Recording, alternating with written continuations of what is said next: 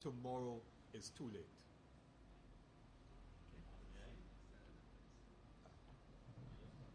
David,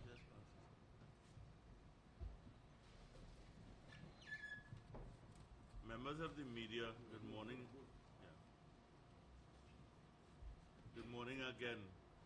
I think it's important to identify the people who are the main representatives here this morning, and to say something very short on labor legislation. We have Comrade Kimball Austin of the CW and Phaeton. We also have immediately behind him Comrade Dineen Mohammed from the Fast Services Association and Phaeton. Comrade Stephen Cadiz, yes, Titi, who I have been appearing. Yesterday I appeared on 2 talk shows with him, and he is very well informed about a wide range of issues. Comrade Roger, of course, the leader of the OWTU and Phaeton representative. Comrade Renata Teixeira, the lovely young lady who represents One Voice. I think I now see OWTU like to keep all the ladies by themselves, for them, because you see this, she's surrounded. Of course, Comrade Abdullah, who has been our main spokesman, both from Phaeton and OWTU. Comrade Rustan Job, the president of TTUTA, is on my left. Myself, Vincent Cabrera, in my capacity, my right rather. Myself, Cabrera from Bigu and Natuk. Then Comrade Rudy Endar Singh, one of our vice presidents, also all Trinidad. Comrade Robert Giuseppe, who is representative of TUCA and also the Natuk representative. Comrade Sutherland, who is the leader of TIU and also a Natuk representative. Comrade Critchlow, who is the leader of the Postal Workers Union and Natuk. We would want to say that it has been a very lively. Comrade? Comrade, just give me a Afia Langton of the Trinidad Youth Council and Phaeton, okay?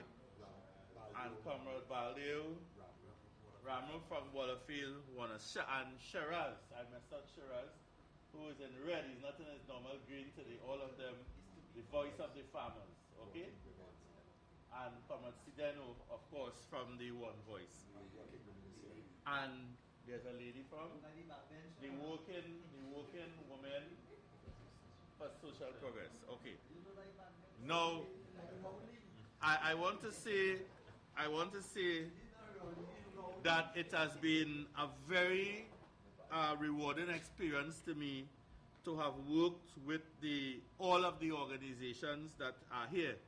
And I would want to say to make the point that whereas September 8th, it was really a trade union effort, this time it is an effort of people's organizations and the trade union movement. We as trade unionists, of course, we are very concerned about labor legislation in this country, and we are calling on workers, whether you belong to a trade union or not, to support this 5 days of action. You would have noticed that the ECA made some call to workers to stay home. The ECA is attempting to intimidate workers.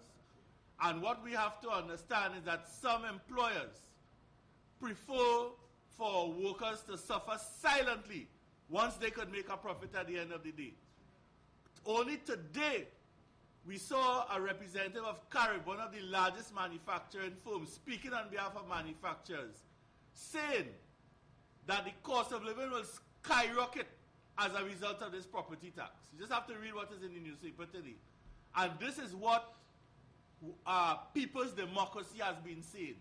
So, between the property tax and the lack of proper labor legislation in this country alone is enough reasons for workers to make their voice heard.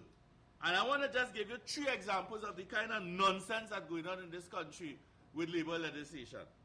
Recently, over 100 workers, members of my union, were sent on the breadline from the Clico Investment Bank.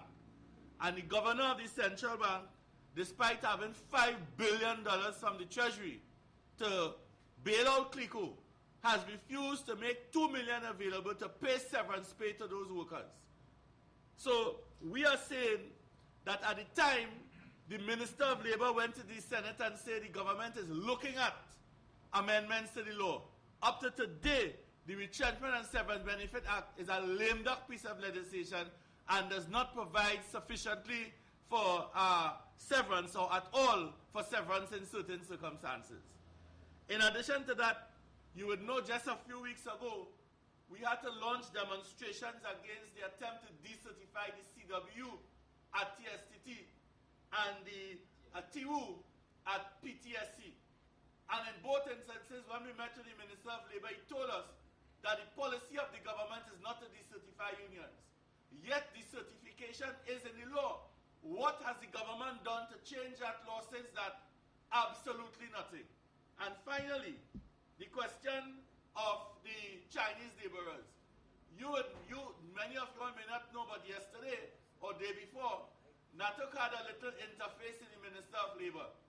And I asked the question, since we could not speak Mandarin and Chinese, and since the Chinese labor camps were protected by guards, and since we couldn't go on the job sites while they were working, if the minister could facilitate NATOC unions meeting, or unions in general meeting with these Chinese workers to protect their interests.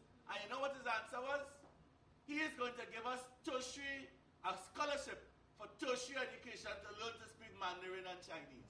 And this is an example of the arrogance and the vacuous nature of the statements that have been coming out of the voices of the ministers of this government. This is why we are calling on all the people. Forget the negatives. Forget the detractors. All kinds of people, politicians, including employers, will come to them and tell them don't take this action. But we have a nation to save, and we have to do that. We have to do that by carrying on the 5 days of